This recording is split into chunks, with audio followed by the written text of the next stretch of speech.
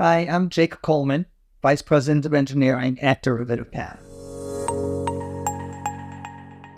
So prior to testRigor, most of our testing was completely manual. We had our product team doing manual regression, manual testing of new functionality, developers simply doing manual testing or whatever they changed. We had no formal process for automating or creating repeatable test cases. After we purchased testRigor, first thing I'll say is the level of support that we received was superb. The time you spent making sure we understood how to use the tool, what it could do for us, and how easily we can write automations was invaluable.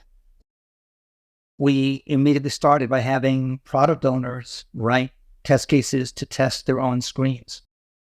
We started educating our people that if you're writing a test, doing a manual test once, do it in testRigor so that manual test now becomes part of our automated suite. There is other tooling out there for doing automated testing, but a lot of them require programming. It's not easy to have a non-technical person create repeatable test cases, but there are solutions out there.